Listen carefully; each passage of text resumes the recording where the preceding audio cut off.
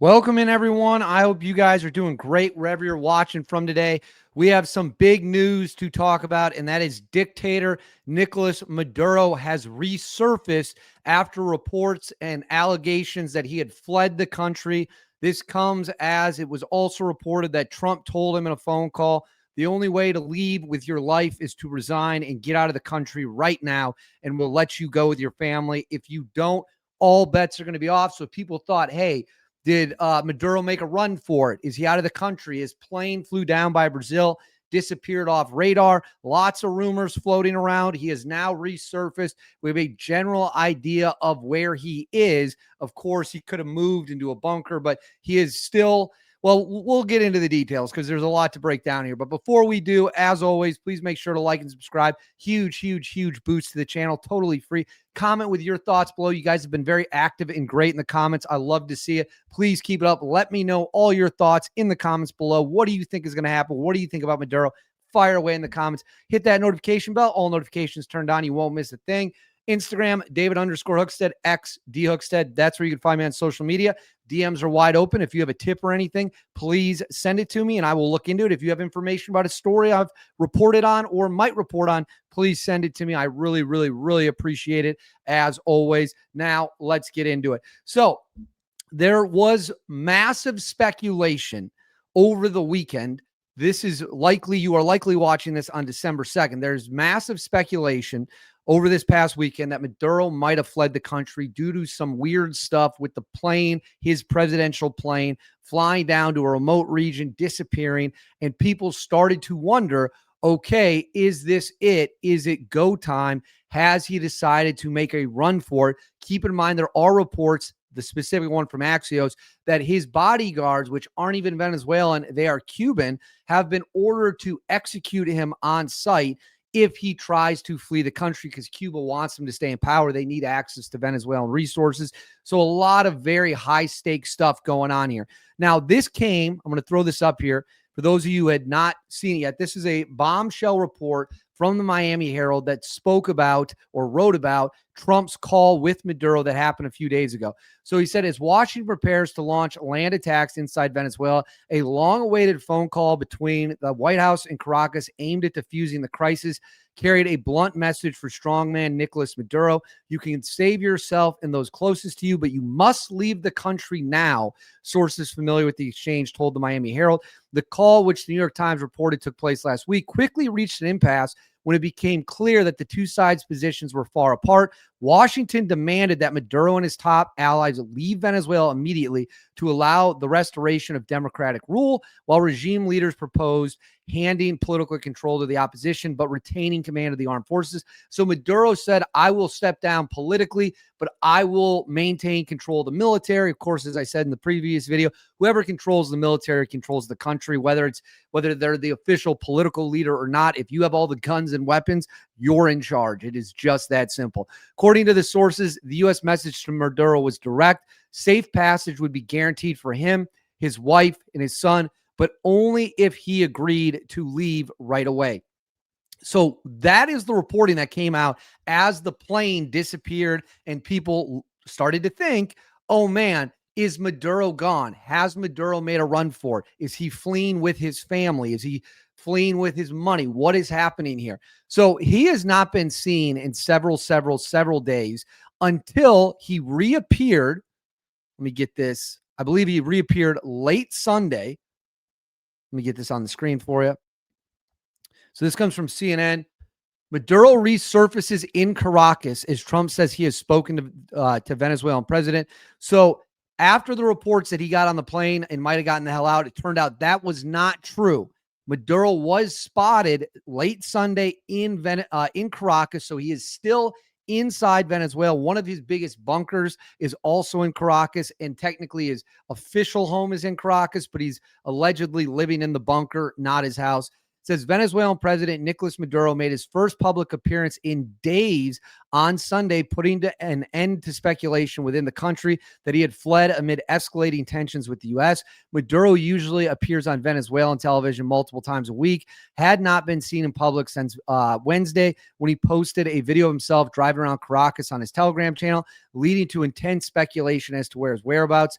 On Sunday, he appeared in an annual specialty coffee awards event in eastern Caracas.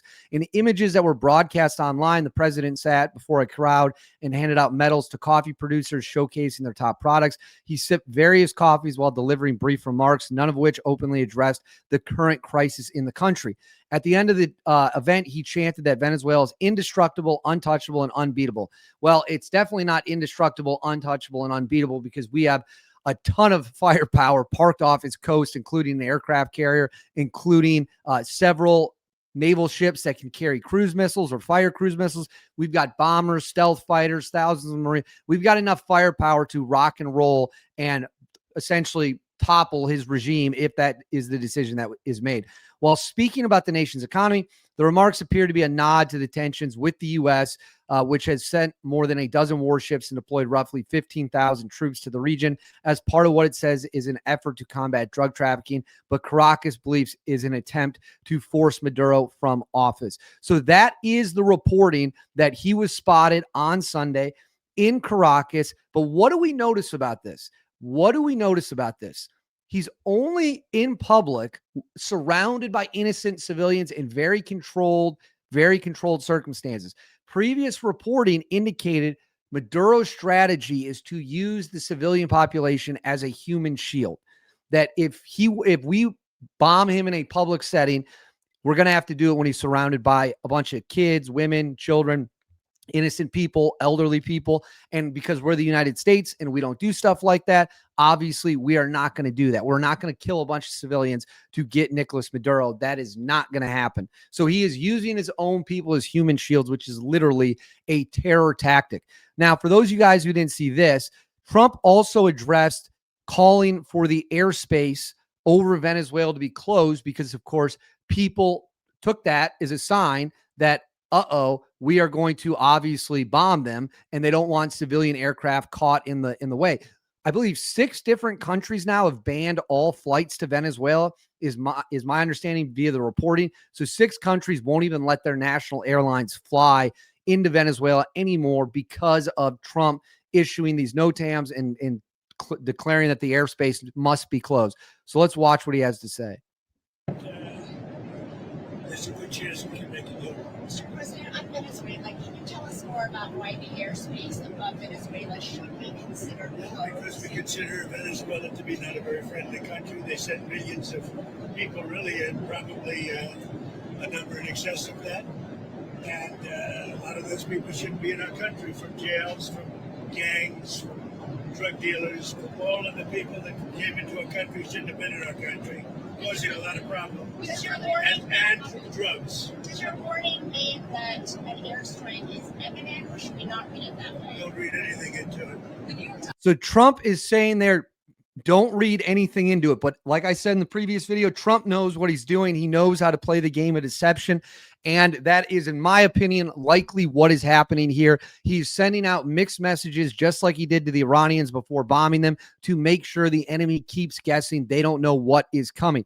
Now, I do want to address this because the boat strikes have become highly controversial after the Washington Post wrote a piece that Hegseth is pushed back on, the White House is pushed back on, and more, alleging that they double tapped one of these boats when they shouldn't have. Listen, I don't know the full details. The reality of the situation is I do not lose sleep over dead drug pushers. I also do believe in the rules set up by the United States of America. So I'm going to withhold judgment until the process plays out. I will say the most fascinating thing about the Washington Post article about the drug boats we're striking that are leaving Venezuela is they claim SEAL Team 6 gathered the intel locally on the targets and knew who the guys were, which means SEAL Team 6 is already inside Venezuela.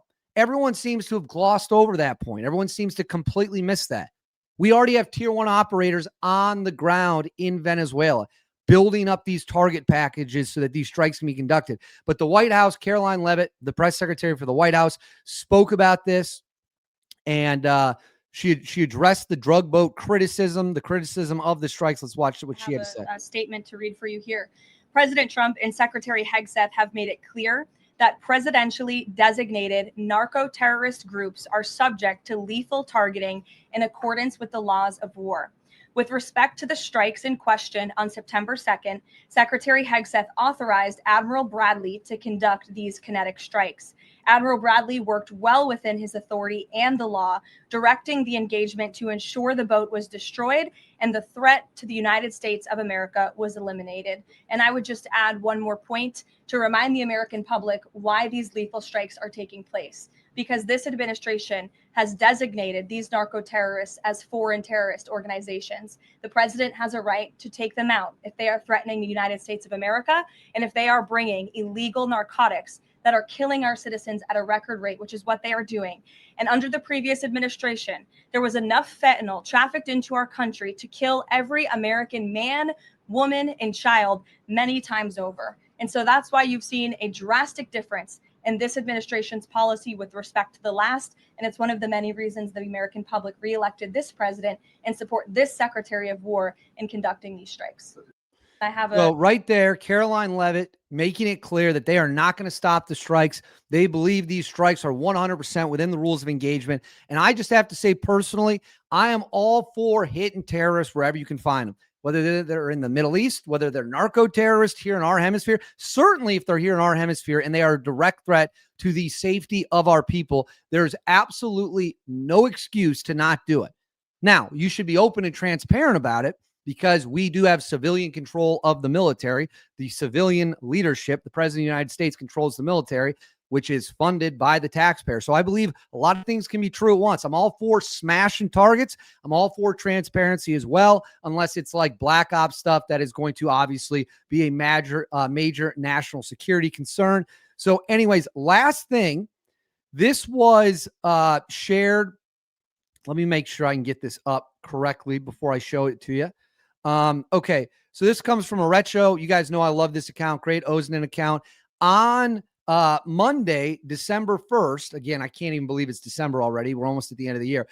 Multiple Su-30 fighter jets, which of course are the old garbage Russian Soviet-produced ones that are the backbone of Venezuela's terrible Air Force, were sent up into the air for some unknown reason. We do not know why the fighter jets took to the air, because as far as I know, no F-18s or no bombers were down there. So I don't know if they're running drills. I don't know if they thought we had planes off their coast again. I have no idea. But Venezuelan fighter jets did take to the air on Monday again as tensions continue to soar and continue to skyrocket. And if those planes threaten any of our planes, they must be blown out of the sky absolutely immediately, because you can't put our pilots and our boys in the bombers at risk. And the fact of the matter is, an Su-30 against an F-35 or an F-22 or an F-18 is going to get absolutely destroyed. But they did put their planes in the sky on Monday, so it's worth mentioning, it's worth noting.